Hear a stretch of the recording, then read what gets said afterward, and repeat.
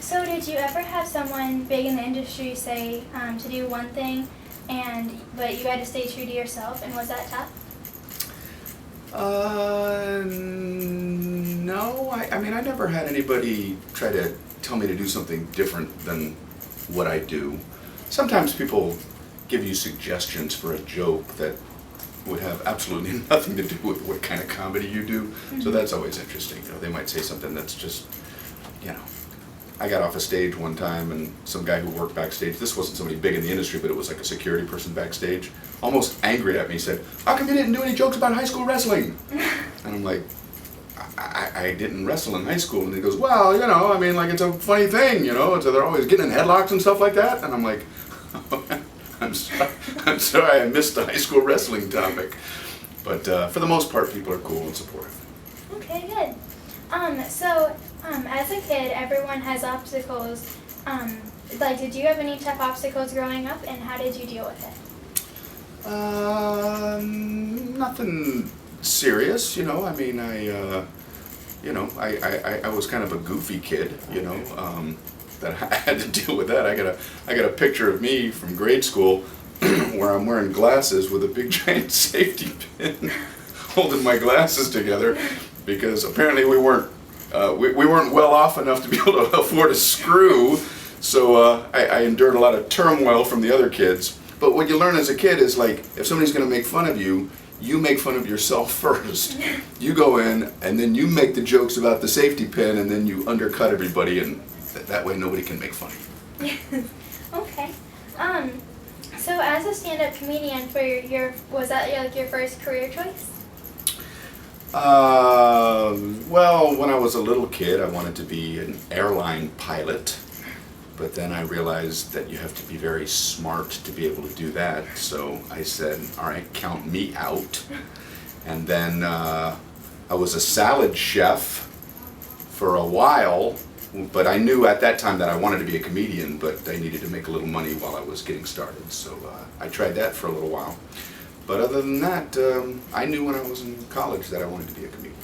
Okay, cool, because I interviewed Paul Reiser, and he said that he actually wanted to be a classical trained pianist and everything, because that's what he was really good at, and he's actually doing that now.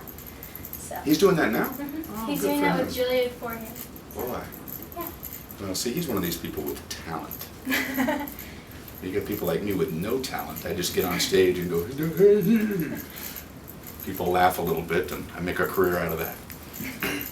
Yes, so comedians are on TV shows too. Have you ever thought about a TV show?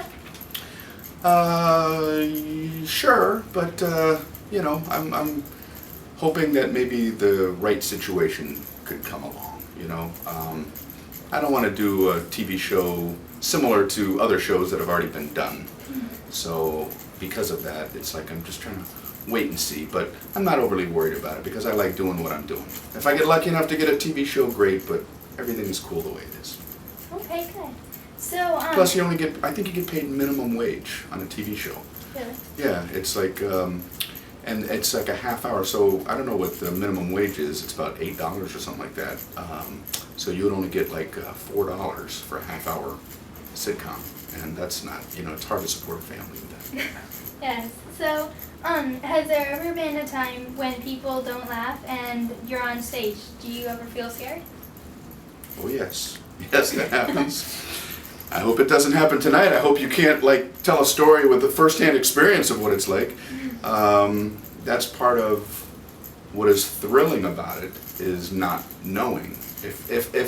If you did well every single night, well, maybe that would be better. But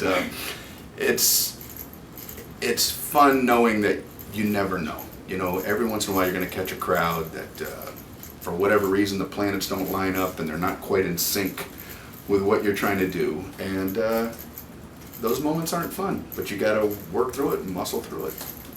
Okay. So, is there a comedian that you really think is great right now, and what makes that comedian great?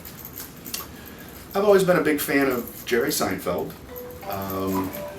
One thing I like about Jerry Seinfeld is he's able to just take absolute everyday things that other people look at and don't see comedy in, and he finds comedy in it. I mean, how many people look at a bag of cotton balls and find it funny. Most people look at a bag of cotton balls and look away and continue with their life. He looks at a bag of cotton balls and finds 5 minutes of comedy in it. And I think that's really cool. Yes, okay, so what are your plans and events and stuff?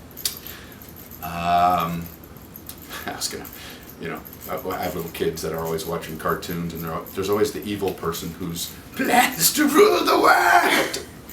So I was just gonna be silly and say, well, hopefully one day I'll rule the world. But I don't want to rule the world. That would be too much of a headache. I don't know. I mean, if I just do this for the rest of my life, that'll be great. If I get lucky enough to maybe do something a little bit different, but that's about how I think as a comedian, then that would be fun as well. So we'll see. Yes, okay, well, thank you so much for talking to me.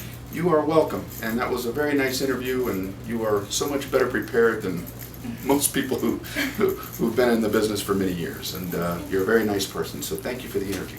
Yes, thank you. All right.